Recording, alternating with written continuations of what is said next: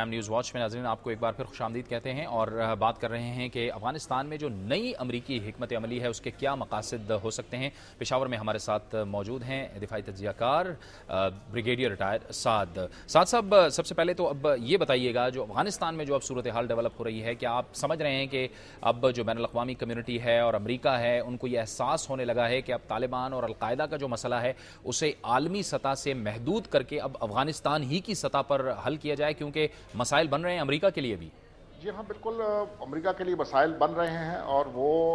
इस तरफ कोई आमादगी या इशारा तो दे रहे हैं कि हम बातचीत करना चाहते हैं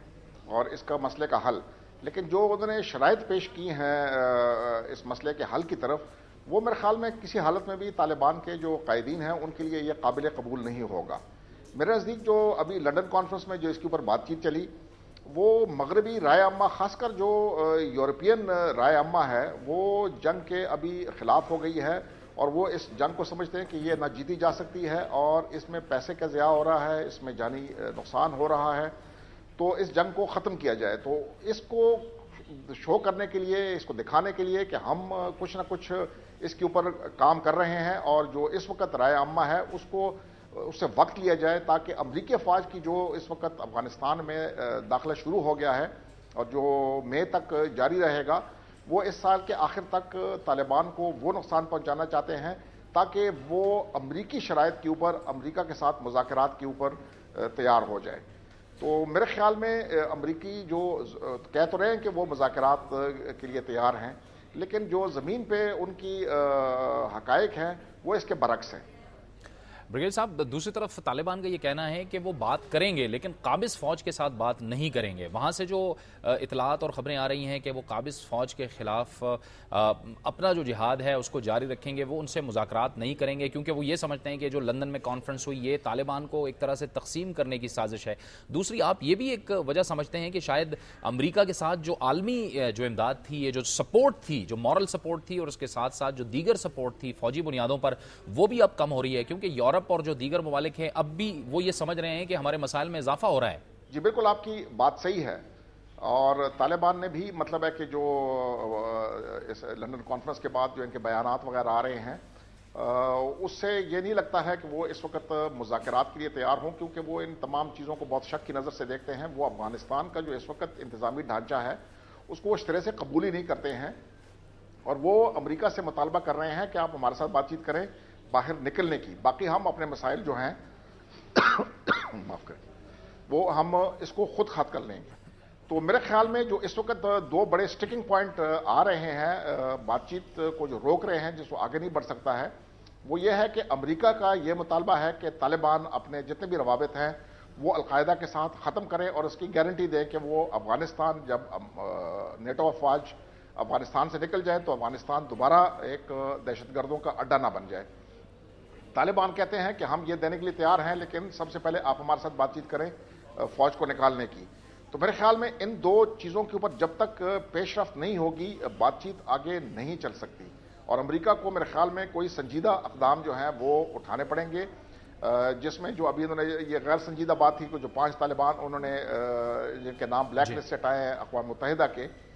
वो तो अफगान हुकूमत के साथ रह रहे हैं। आप 500 के 5 जो हैं वो अफगान हुकूमत के साथ रह रहे हैं, वो इनके ज़ेरे साया हैं। तो ये मज़ाक़खेज़ बात है कि उनके नाम जो है वो आपने ब्लैक लिस्ट से निकाल दिए हैं। तो इसमें तालिबान के उस जो डिमांड है कि हमारे कुछ लोगों को कॉन्फिडेंस बिल्डिंग के लिए उन ऐसे लोगों के नाम डालें जो तालिबान की तरफ से आगे आ सके और बातचीत जो है वो कर सकें। पाकिस्तान के जो तहफ़्फ़ुज़ात थे ब्रिगेडियर साहब,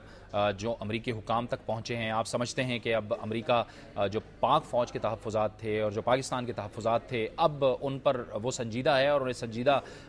थॉट दे रहा है? नहीं, मेरे ख्याल में उस तरफ भी कोई ऐसी मुझे पेशरफ नज़र नहीं आ रही है। पाकिस्तान मेरे ख्याल में पिछले 7-8 साल से जो हिंदुस्तान की गैर ज़रूरी असर व रसूख है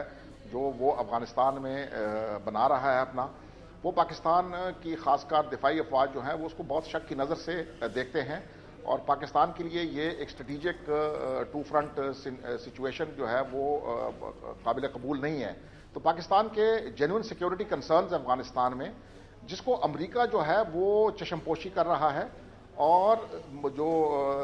ان کے روابط ہیں خاص کر افغان انٹیلیجنس کے ساتھ، ہندوستان کے ان کے دفاعی افواج کے ساتھ، ان کے باقی محکموں کے ساتھ،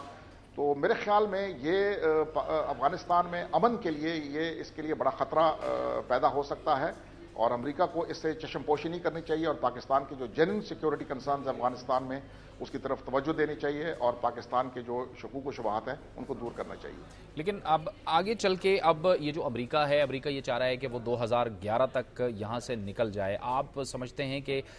اس معاملے میں اب امریکہ کے پاس اور کوئی آپشن نہیں رہی، اور یہ جو فوج کی تعداد بڑھائی جا رہی ہے یہ ایک قسم کا ایک پریشر ٹیکٹک ہے جو کہ افغانستان میں وہ چاہ رہے ہیں کہ افغانستان میں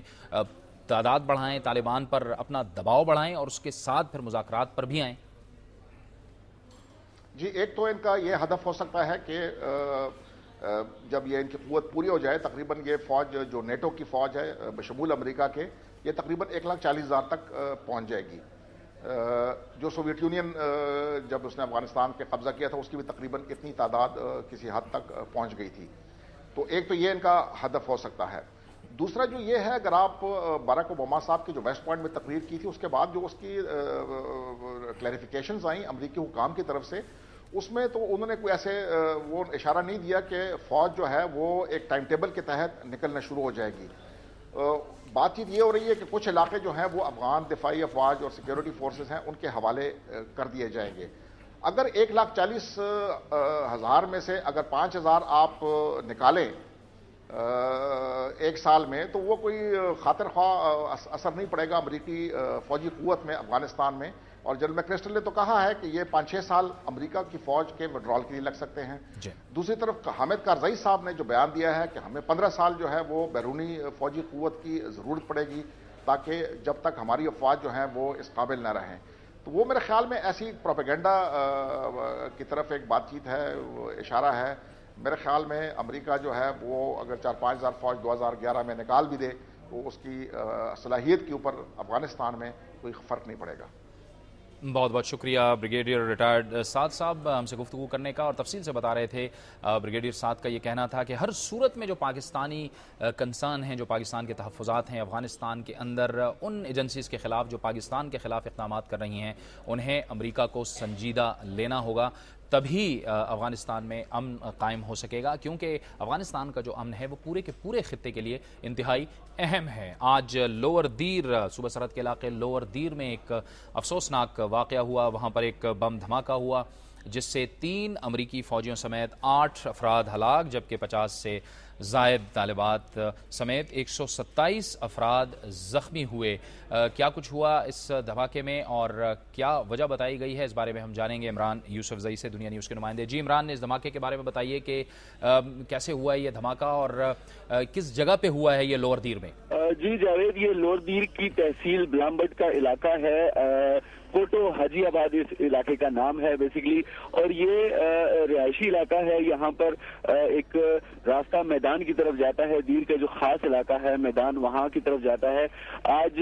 صبح سیکیورٹی فورسز کی جانب سے یہاں کے جو مقامی صحافی ہیں ان کو لے کر ایک ٹیم یہاں سے جا رہی تھی۔ وہاں پر انہوں نے جو عسکریت پسندوں نے کچھ عرصہ پہلے جب یہاں پر ان کا کافی زیادہ ہولڈ تھا تو وہاں پر کچھ اسکول انہوں نے تباہ کیے تھے، تو ایک اسکول میدان کے علاقے میں جو ہے وہ سیکیورٹی فورسز کی جانب سے دوبارہ سے اس کی تعمیر کی گئی تھی اور آج اس اسکول کا افتتاح تھا۔ اس دوران جب یہ گاڑی اور یہ جب یہ قافلہ یہاں پہنچا کوٹو حاجی آباد کے علاقے میں، تو یہاں پر پہلے سے جو نصب کیا گیا تھا بم، سننے میں یہی آیا ہے، مطلب جو اصل تفصیلات ہیں وہ یہی بتائی گئی ہیں کہ یہاں پر جو ہے وہ پہلے سے نصب کیا گیا تھا بم اور اس جگہ کو ٹارگٹ کیا گیا ہے۔ جی بہت بہت شکریہ، بہت شکریہ عمران یوسفزئی، ہمیں بتا رہے تھے کہ آج لوور دیر میں جو دھماکہ ہوا ہے یہ اسکول کے قریب ہوا تھا، جو کہ جب شدت پسندوں نے اسے پہلے دھماکے سے اڑایا تھا اس کے بعد اسے دوبارہ تعمیر کیا گیا ہے، وہاں پر ہوا ہے۔ 3 امریکی فوجی بھی اس میں ہلاک ہوئے ہیں۔ امریکی سفارت خانے نے اس بات کی تصدیق کر دی ہے۔ امریکی سفارت خانے کا یہ کہنا تھا کہ یہ تمام کے تمام جو فوجی اس میں ہلاک ہوئے ہیں یہ FC کو ٹریننگ دے رہے تھے۔ یہ تھا ہمارا آج کا پروگرام، انشاءاللہ کل آپ سے دوبارہ اسی وقت ملاقات ہوگی۔ نیوز واچ سے جاوید اقبال کو اجازت دیجیے، اللہ حافظ۔